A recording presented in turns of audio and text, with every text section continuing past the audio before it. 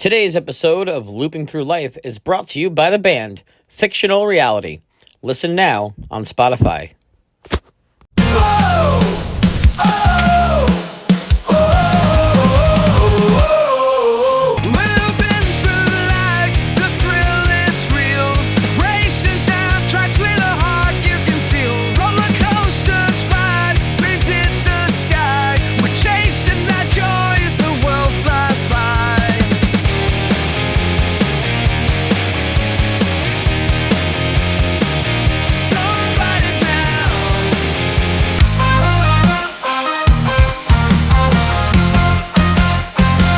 Welcome, ladies and gentlemen, to another episode of Looping Through Life, back yet again to do another coaster dive with you guys. Having a lot of fun creating these videos, especially since I'm learning new things I necessarily didn't know about these coasters. Not every coaster enthusiast out there knows everything. In fact, I'm going to bet not every single coaster enthusiast knows everything about coasters. But either way, it is nice and fun to learn. And we're back in today with my third favorite coaster of all time, the RMC beauty known as the Lightning Rod, located over at Dollywood in Tennessee. I only got a chance to ride her a few times last year, but honestly, what a bold statement this coaster makes. Bold? Please. The only thing bolder is you wearing that shirt on camera. You look like a divorced stepdad trying to win back his kids with Six Flags coupons. It opened in 2016. And it's still more reliable than your love life. At least it doesn't ghost people after 2 dates and a shared funnel cake.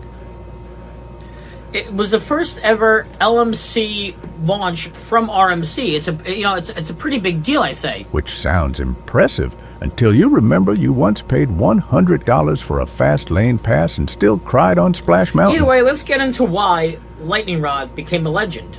Yeah, unlike you, it's got wooden stamina.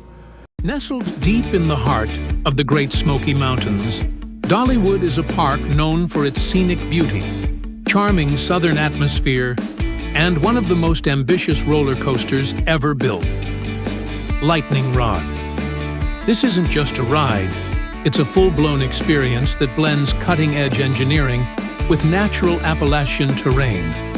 When it opened in 2016, Lightning Rod was a revolutionary concept. The world's first launched wooden roller coaster.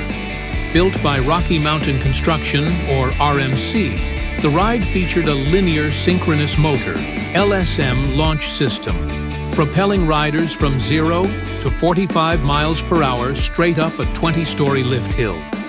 The idea was as wild as it was unprecedented.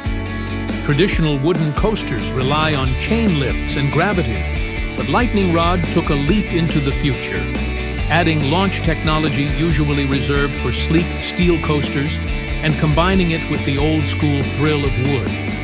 From that initial launch, the train careened down a 165-foot drop, hugging the side of the mountain and hitting a top speed of 73 miles per hour, making it the fastest wooden coaster in the world at the time. What truly set it apart, however, wasn't just the stats. It was the setting. Unlike coasters that sit on flat land or stand on massive support structures, Lightning Rod is a terrain coaster, meaning it uses the natural shape of the land to guide the ride experience. Riders are whipped through wooded hillsides, banking hard through ravines, and catching airtime while surrounded by nature.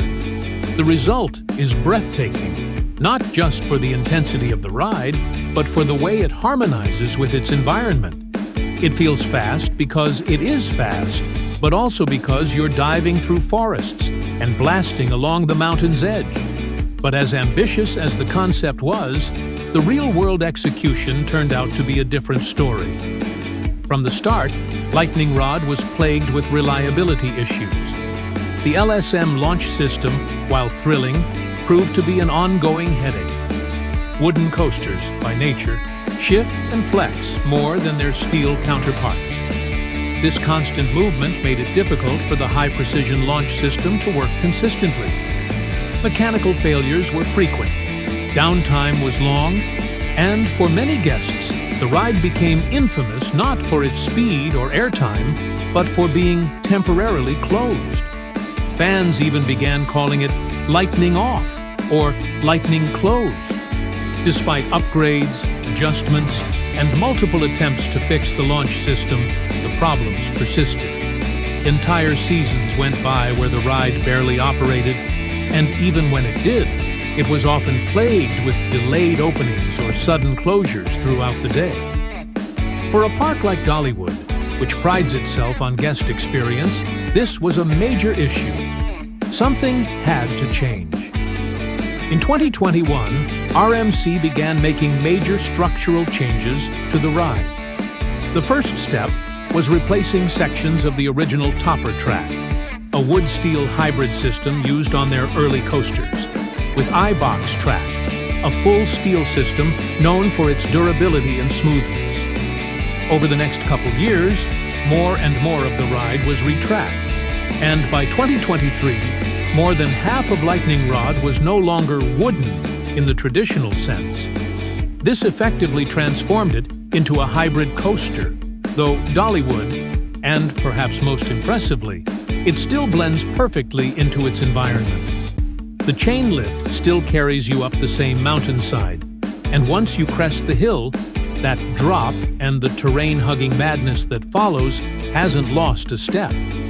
Even without the gimmick of the launch, Lightning Rod continues to stand as one of RMC's finest creations.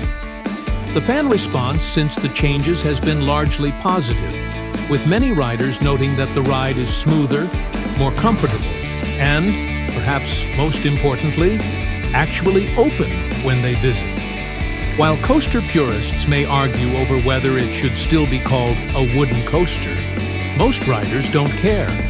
They care that it's fast, intense, and scenic. And that's exactly what it still is. It's proof that a ride doesn't need to cling to every original concept to be successful. Sometimes, a few smart changes can bring out the best version of the original idea. What started as a groundbreaking ride burdened by technical flaws has now become a refined thrill machine that finally lives up to its potential. Today, Lightning Rod stands not just as a cautionary tale about innovation, but as a redemption arc. It's a ride that flew too close to the sun, got burned, then rebuilt itself into something stronger and more sustainable. For Dollywood, it remains a crown jewel, a top-tier thrill ride that combines the best of modern coaster engineering with the beauty of its natural surroundings. If you're ever in Tennessee, it's an absolute must-ride. Not just because of what it does, but because of what it's been through. And in a theme park world where so many rides are cloned, copied, and carbon copied, Lightning Rod still stands out as one of a kind. Hope you enjoyed this deep dive into the Rod of Lightning. Now it's back to the studio with Ryan and Ferris. And that's a wrap today, guys, here with Lightning Rod. What a coaster that burned bright, broke down harder, and somehow still kicks ass without the launch. Yeah, kind of like you at karaoke. Loud start, catastrophic middle, and by the end, everyone's just pretending to clap so you'll leave. Either way, guys, be sure to drop a like and a subscribe down below. Until then, we'll see you guys on the next ride. Unless Ryan's planning it, in which case expect delays, emotional damage, and at least one restraining order from a park mascot.